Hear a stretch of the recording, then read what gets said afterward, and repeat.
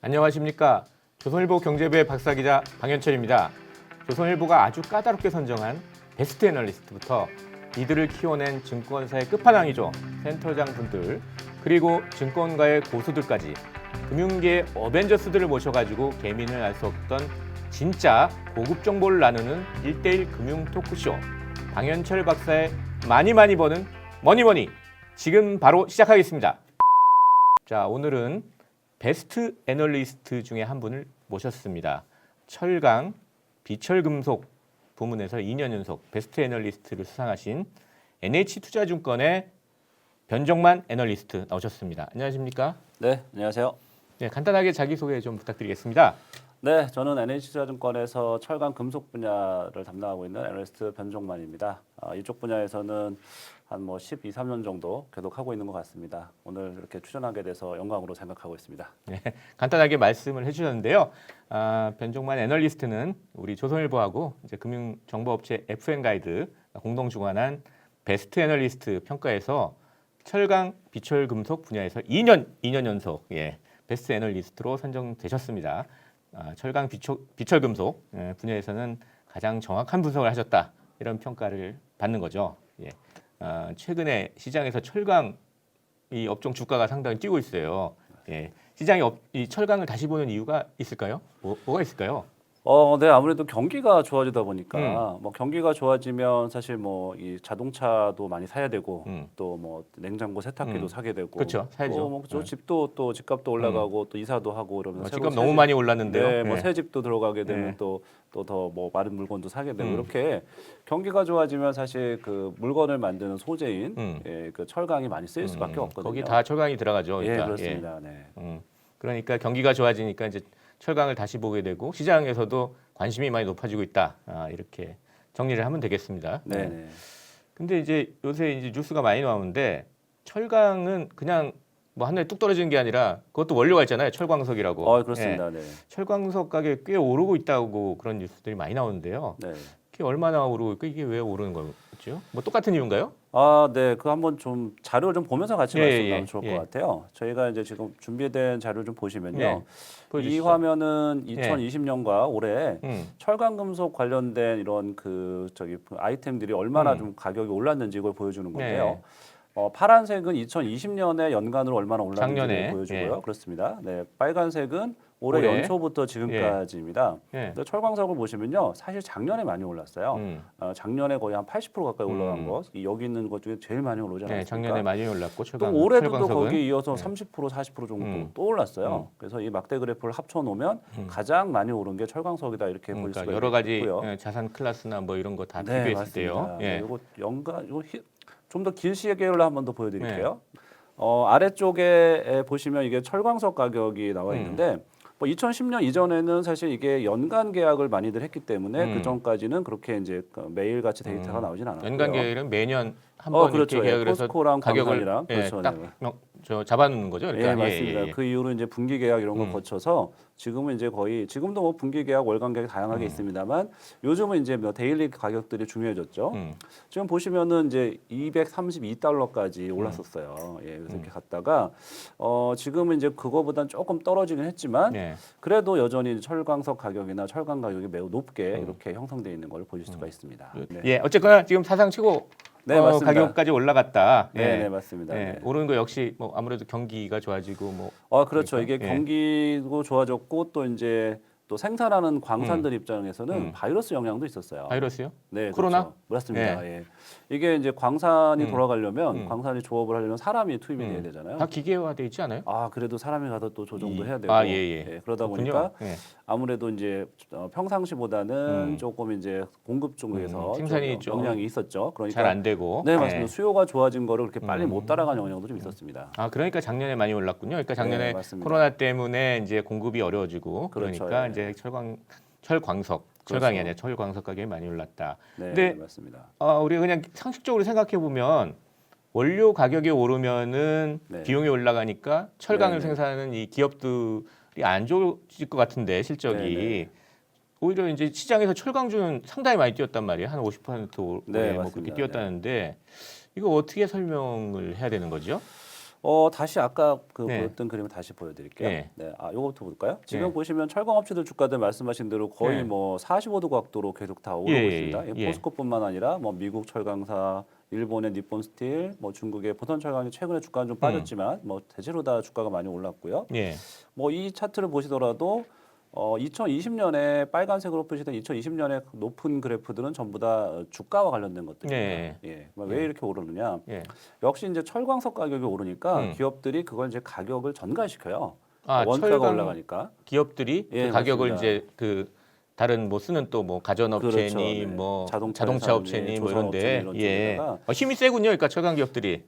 이게 뭐 늘 그런 건 아닌데요. 예. 그러니까 수요가 좋으면 이렇게 가능합니다. 그러니까 원가가 올라갔으니까 가격을 좀 올려주시오라고 했을 때 뭐 자동차 회사나 가전 회사들도 물건이 잘 팔리니까 어쨌든 빨리 원재료를 구해서 물건을 만들어서 파는 게 중요하니까. 그런 이유가 있었군요. 네, 그래서 예. 원가가 올라가도 이렇게 높게 가격을 올릴 수 있었습니다. 그러니까 원자재 원료 가격이 올라갔지만 그걸 전부 다 철강 기업들이 다른 뭐 자동차 네, 회사나 맞습니다. 가전 회사나 뭐 이런 데 다 더 달라고 할 수 있으니까 오히려 네네. 이제 철강 기업들은 손해를 보지 않고 네, 예. 맞습니다. 네. 주가도 이제 거기에 따라서 그렇죠. 오르는 그런 일이 벌어진 거군요. 네, 네.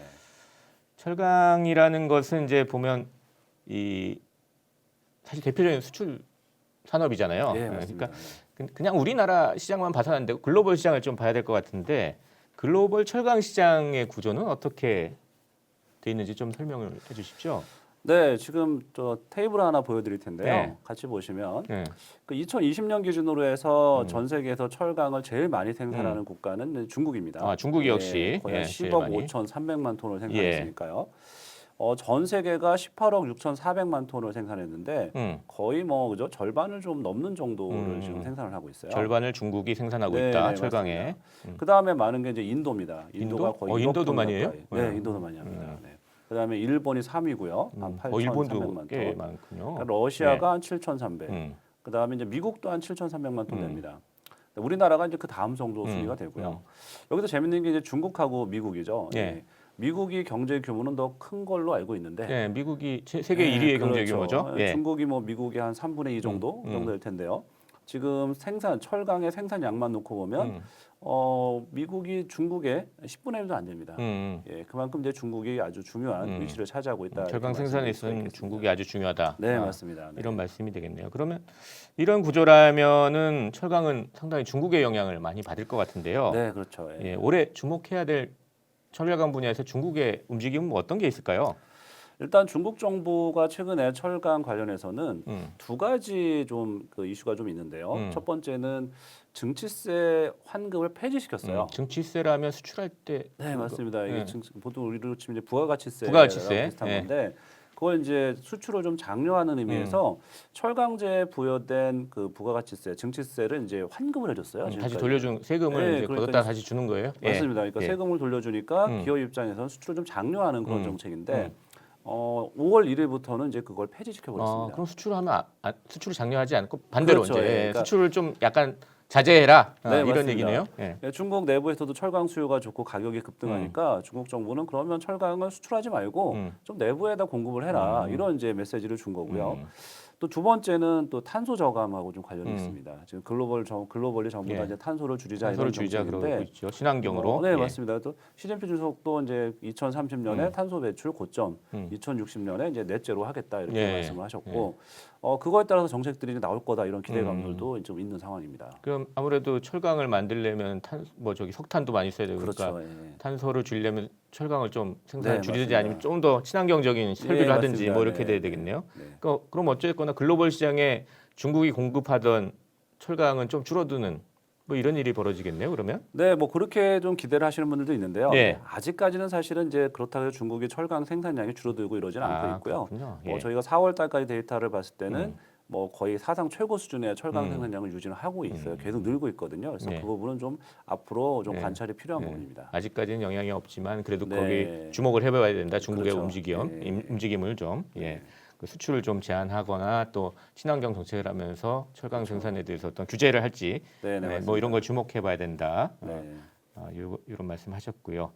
자 이제 약간 조금 좀 분위기를 바꿔서 이 철강이란 게 아까 말씀하셨듯이 뭐 자동차, 뭐 가전제품, 또 선박에도 엄청 그렇죠. 많이 쓰잖아요. 다양한 업종에 재료를 쓰이니까 이 철강 그 기업의 뭐 주가를 아무래도 생각을 해보려면 그런 다양한 그 최종 소비재들이라고 할까요? 그런 것들에 좀 영향을 받는 걸 좀 살펴봐야 될 것 같은데 그러려면 결국 그 마지막 그런 제품들은 또 경기에 또 영향을 많이 받는단 말이에요. 그렇죠. 그럼 경기 순환을 또 어떻게 또 봐야 되는지 뭐 이런 질문이 이제 나오게 되겠네요.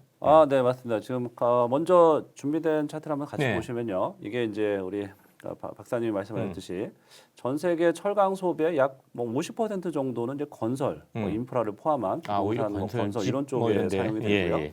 그다음에 기계 장비나 뭐 자동차, 뭐 금속 제품, 뭐 가전 아시는 이런 쪽으로 많이 들어갑니다. 우리나라 기준으로 보면요, 자동차, 건축 쪽이 제일 많고 그다음에 이제 조선 쪽이에요. 자동차, 건축, 조선 이런 쪽을 하면 거의 뭐 철강 소비의 한 7, 80%가 좀 설명이 되거든요. 그러니까 이제 말씀드렸다시피 이런 산업들이 좋아져야 됩니다. 근데 뭐 자동차나 건설이나 이 조선 같은 것들이 좋아졌다는 거는 경기가 전반적으로 좋아졌다는 걸 의미해요. 거예요. 어떤 특정 분야만 좋아져 가지고는 이렇게 철강 소비가 막 늘거나 이 가격이 올라가거나 이러기가 좀 나오기가 쉽지가 않습니다. 그래서 전반적인 경제의 회복 혹은 경기의 확장 국면이 있어야 철강 산업이 좋은 국면에 들어가고 그때 주가가 오른다 이렇게 볼 수가 있겠습니다. 그다음에 일단 올해는 이제 작년에 코로나 그렇죠. 위기를 타격을 받았는데 올해는 아무래도 다들 그 타격에서 반등하는 좀 국면이다 이렇게 다들 보잖아요. 미국 같은 경우에 뭐 성장이 6.5% 된다, 7%까지 넘어갈 수 있다. 뭐 얘기는 우리도 뭐 3%, 4%뭐 이런 얘기가 나오는데 그러면 아무래도 올해 전반적으로는 철강이 상당히 앞으로도 좋을 가능성이 높네요. 그러니까. 네, 맞습니다. 지금 그래서 주가가 이미 그런 걸 반영해서 주가가 좀 선행성이 좀 있지 않습니까? 그래서 주가가 먼저 그걸 반영하면서 오른 거고요. 기업들 실적도 계속 좋아지고 있고요. 물론 이제 기업들 실적이 계속 좋아질 수는 없습니다만 저희가 예상하기에는 뭐 올해까지는 실적이 상당히 좋을 것 같아요. 그리고 이런 현상들은 아마 미국의 추가적인 인프라 투자라든가 뭐 아니면 중국의 어떤 산업 정책들, 유동성 정책들 이런 것들이 좀 영향을 받긴 할 텐데 아직까지는 글로벌 경기가 전부 다 뭐 전 세계가 다 확장 국면으로 가기 때문에 철강 경기는 아직은 좀 상승 국면에 있다. 더 갈 수 있다. 지금보다 지금 한 네. 50% 정도 올랐는데 더 많이 오를 수 있다. 아니면 더 많이는 아니고. 그렇죠. 올라가는 폭 자체는 좀 줄 수 있어도 좋은 국면은 좀 더 이어질 거다 이렇게 생각을 할 수 있습니다. 어느 정도 전망하시는 폭 같은 게 있어요? 저희가 이제 사실 목표 주가 이런 걸 제시하지 않습니까? 뭐 최근에 포스코 주가가 뭐 41만 원 정도까지 올랐다가 최근에 조금 조정을 받았는데 저희는 조금 타겟 빠졌죠, 프라이스 그러니까. 그러니까 목표 주가로 해서 지금 49만 원을 제시하고 있으니까요. 뭐 40만 원 기준으로 해서는 한 20% 정도의 상승 여력은 20% 정도 더 상승 여력이 이렇게 있다. 이제 보고 있습니다. 철강은 지금 방금 포스코 얘기하셨는데 여기도 좀 기업들이 많이 있잖아요. 그럼요. 저희가 모르는 좀 어떤 주목할 만한 기업들이 있나요? 그거 있으면 좀 소개시켜 주시면 좋겠는데요. 네. 제가 이제 말씀드리는 거는 좀 주가랑은 꼭 연동시키지 그건 않아도 좋겠고요. 아니고 관심을 가졌으면 좋겠다는 주목할 정도. 만한. 그래서 대표적인 기업은 이제 포스코가 있다는 건 뭐 대부분 많이 아실 그건 거고. 다들 아는 얘기입니다. 뭐 다음으로 큰 기업으로는 현대제철이 있고요. 그다음에 이제 동국제강 예전에 이제 후판을 많이 공급했던 동국제강도 후판이면 있고. 되게 두꺼운 맞습니다. 철관을 얘기하는 거죠. 조선으로 쓰는. 저 포스코랑 현대제철도 물론 후판을 만듭니다만 동국제강까지 이렇게 3사가 후판의 공급사고요. 그 외에도 뭐 저희 그 동부제철이라든가 그 동부제철 가전용 냉연이나 건축용 냉연 제품 만드는 가전용 쪽으로 많이 하고 건축용하고 H빔이라고 그러나요? 그거는 좀 다른 얘기고요. 그건 좀 다른 거예요? 판재료라서 동부제철이 만드는 건 판재료의 냉연 강판 쪽을 이제 만드는 거고요. 말씀하신 철근이나 이제 H형강 이런 것들은 뭐 현대제철과 동국제강이 전기로 해서 만드는데 철근 쪽은 요즘 또 철근이 또 이게 시장에서 좀 부족하다 뭐 이런 얘기도 나오고 있는데 철근을 공급하는 업체로 대표적인 그 업체로는 뭐 철근 전문 업체가 될 텐데 뭐 대한제강이나 한국철강 이런 업체들이 철근을 공급하는 뭐 전문적인 철근 공급사입니다. 그다지 이름은 많이 못 들어본 거. 옛날에는 되게 유명했던 회사들 같은데 사실 좀. 맞습니다. 요즘은 이제 하도 뭐 인터넷이라든가 아니면 이제 IT 쪽의 회사들이 많이 커지다 보고 바이오 쪽 회사들이 커지다 보니까 상대적으로 좀 주목하는 정도가 좀 약해진 건 맞습니다. 이 지금 뭐 최근에 뭐 미국에서 테이퍼링이나 금리 인상 이런 이슈가 나오잖아요. 그러면 이게 또 경기를 좀 위축시키면서 영향이 있을 수 있잖아요. 네네. 그건 좀 어떻게 보세요? 그거는 좀 저희가 이 시장의 영향을 좀 더 생각해 봐야 되는데요. 그러니까 이제 당장 주식시장에는 좋은 뉴스는 아니지 않습니까? 그렇죠. 그렇지만 저희가 이제 주식시장도 보면 저렇게 테이퍼링하고 금리를 올리고 뭐 이런 것들이 기술주는 조금 이제 그죠 성장주, 그러니까 네. 성장성이 높은 주식들은 조금 좀 불리하고 네. 뭐 가치주 뭐 이런 주식들은 네. 구경제 있는 좀, 쪽은 예, 예. 조금 더 나을 것 같고 이렇게 이해를 많이 하시는데 사실 철강은 이게 실물 경기에 영향을 많이 받는단 말이죠. 그럼 이제 그 금리를 언제 올리느냐, 테이퍼링은 언제 하느냐, 실업률이 낮아지고 물가 상승률이 안정적으로 나오고 경기가 좋아질 때 그 정책을 취할 수가 있거든요. 그렇죠. 보통 네, 맞습니다. 너무 과열되니까 좀 그렇죠. 시키자 네네. 뭐 이래가지고 네, 이제 네. 금리를 조금씩 올린다든지 요거 그 미국 같은 경우에는 지금 뭐 자산 매입하는 거를 축소한다 그렇죠. 그래서 그게 네. 테이퍼링을 한다든지 네. 뭐 이런 걸 이제 하는 거죠. 예. 맞습니다. 그 풀어놓은 유동성이 음. 경기에 좀 부담을 느낄 정도로 경기가 좋아지고 있다 이런 네. 걸 의미하기 때문에 네. 사실은 철강 업체들은 그게 상황이 나쁘지가 않은 거예요. 오히려 예. 테이퍼링이나 금리 인상 얘기가 나오는 게 네네. 철강 기업 주가에는 도움이 될 수도 있다. 네, 맞습니다. 경기가 좋다라는 그 네. 지표들이 확인됐기 때문에 예, 그런 예. 정책이 나오는 거니까. 기술주 보는 거랑 완전히 다르네요. 그러니까 네, 좀 시각을 기술주는 달리 되게 보셔야 될 것 같아요. 네. 그런 얘기만 나오면 확 떨어지는 그런 네, 네. 테크주들은 그런 지금 모습을 보이는데 네. 반대로 좀 생각을 할 필요가 있겠네요. 이쪽 네, 철강 맞습니다. 쪽은. 네. 네.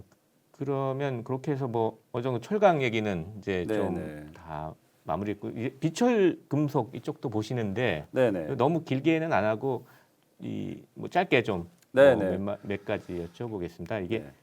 이 6대 비철 금속 시장이라고 네. 얘기를 하잖아요. 예, 어떤 게 있는 거죠, 그러니까? 예.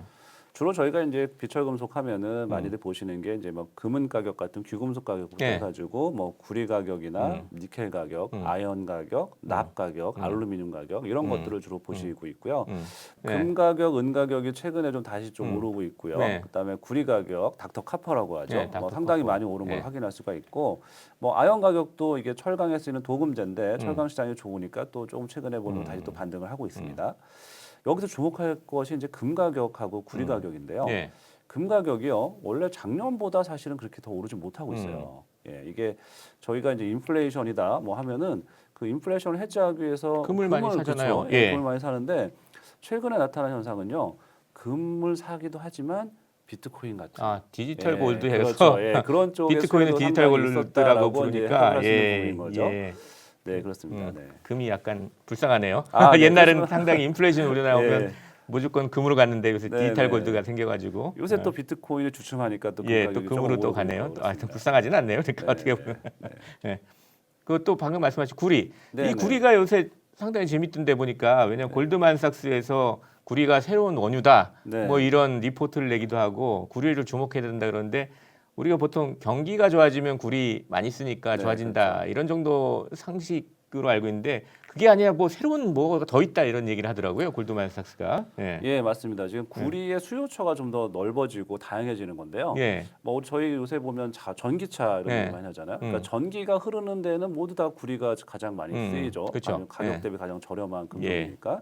그다음에 신재생 에너지 이런 것들 발전소 지으면 새로 또 전력망을 깔아야 돼요. 태양광 발전소 이런 거 예, 이런 것들이 때도요. 전부 다 예. 구리 수요. 그러니까 전장 부품이 더 많이 쓰일수록 구리가 사용량이 많아질 수밖에 없는 네. 전기가 많이 쓸수록 이런 전장은 구조니까. 전기 장비 뭐 이거죠. 그렇죠. 예, 그래서 예. 그런 것 때문에 구리의 수요는 점점 좋아질 거다 이렇게 이제 되는데 반면에 또 이제 공급 측면에서는요. 광산들이 그동안 투자를 많이 못했어요.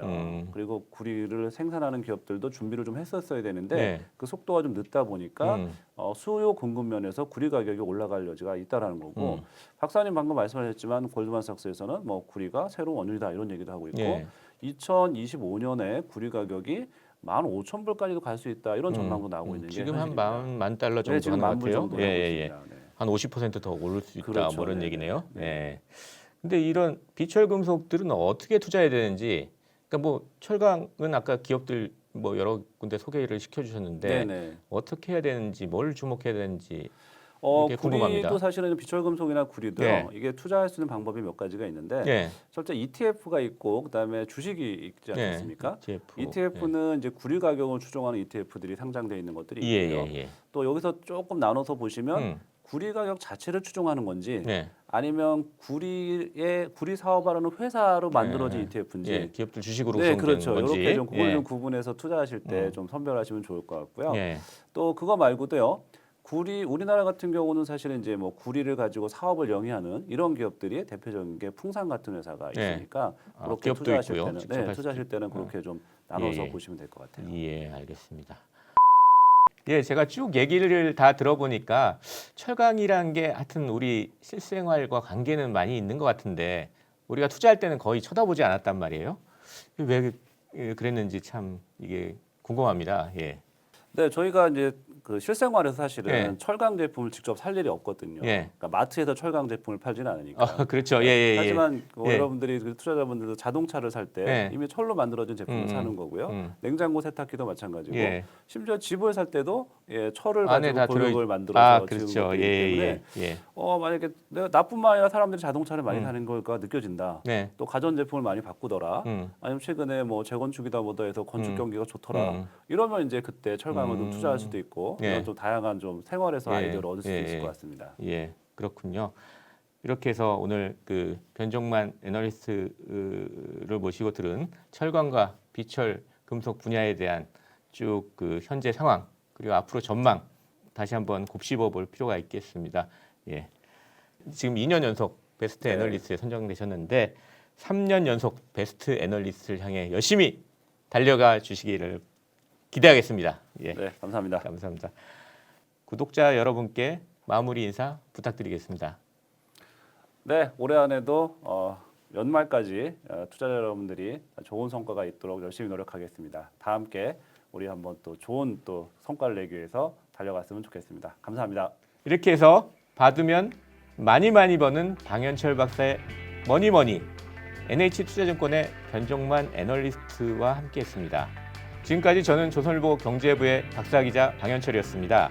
그럼 더 고급스럽고 은밀하고 정확한 정보로 다음 시간에 뵙겠습니다. 감사합니다.